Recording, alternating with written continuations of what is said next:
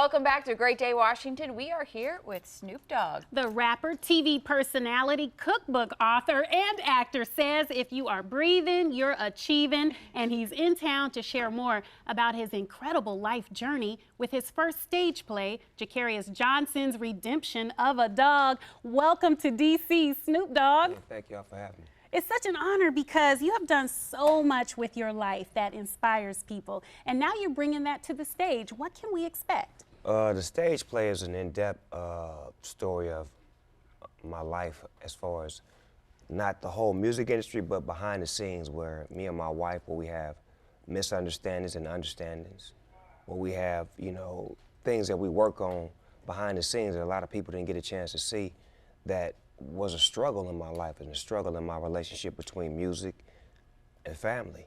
And a lot of times when we become successful, we never really get a chance to show that. We just show the success in pictures with the family and you think everything is all right. But this stage play actually shows you that it's not always okay and it's not always perfection from the artist. So usually the artist has a lot of flaws and he needs a strong backbone to keep him strong.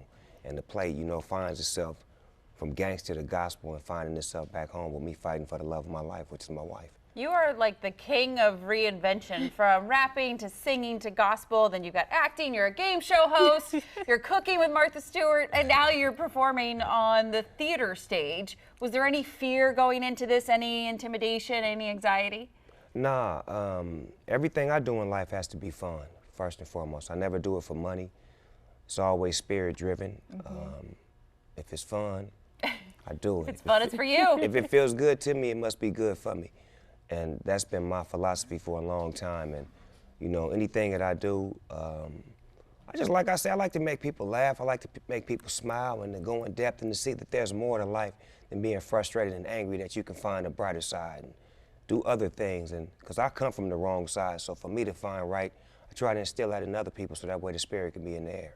Going back to your wife, I read that she's your high school sweetheart. You guys went to prom together. But your career has taken you away from home, all over the world. What's the glue that you think keeps you guys together besides the great cooking we can find in your cookbook? I mean, I just think she's a strong woman. She understands the dynamic of being the backbone to a roller coaster career and a roller coaster man. I can't even explain what it takes to be my wife or to be my backbone, but she is the greatest at doing it. She keeps me in line, keeps me in check, keeps me on point, and keeps me wanting to live for her and my kids and my grandbaby. So that's the whole mission, is finding somebody. Snoop Dogg is a grandfather. You know that? You have two grandbabies, right? Yeah. Yeah, I did know that, but that's pretty cool. How are you kind of bringing the grandbabies into the fold of a rapper superstar? I didn't think that rappers could be grandfathers. You know, when I first started rapping, it was like, all right, we're gonna rap till we 20-something and that's gonna be it. But it's been good to me, and the people still want it, so I keep giving it to them, and I don't ever try to play to the young and try to act like I'm 18, 19. I'm a 47-year-old man that's rapping and staying stylish, staying me, and staying unique to what I do. So as far as with my grandkids, they got a cool granddaddy. You know what I'm saying? They have a pretty cool granddaddy, I'll say that. Now, your show, Redemption of a Dog, is at the Warner Theater this weekend. I want to say it stars Tamar Braxton, Eric Benet, actor Omar Gooding, comedian Lil JJ. I mean, what an incredible cast, I should say.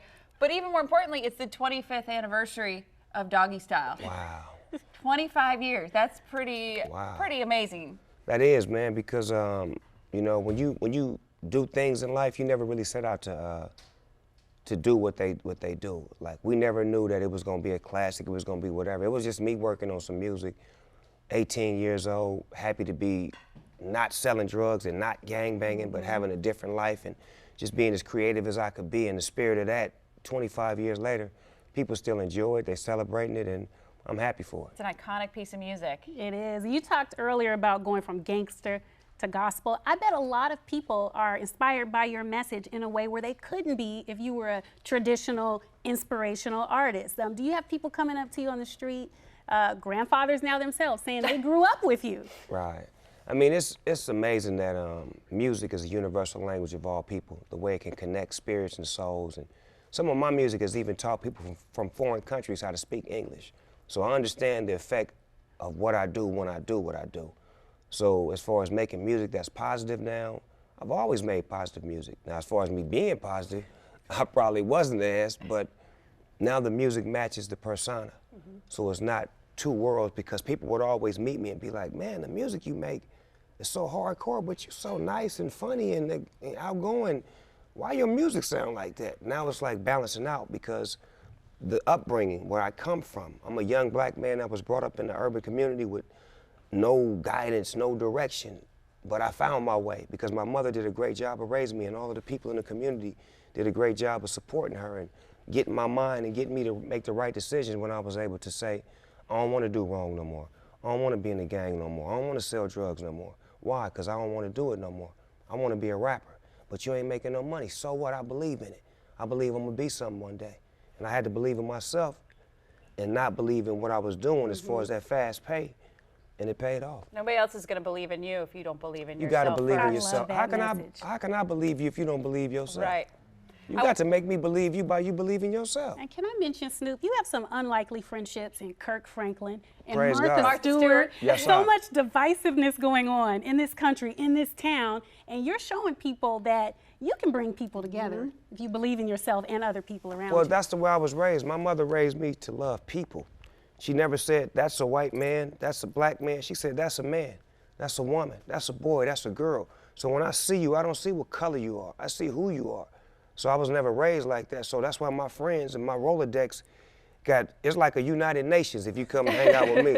I got Koreans, I got Latinos, I got blacks, I got Ethiopians, I got all kind of friends, and we don't sit around and talk about where we come from or what happened to us. We sitting around talking about how we cool and how our kids are gonna grow up without racism, because you teach a kid racism.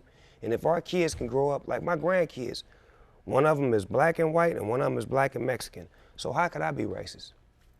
You have your mix of a family there. We are so happy that you are in D.C. You're representing Howard University. Oh, did you not know? I like the. I never went to college, but I got crazy knowledge. That you do.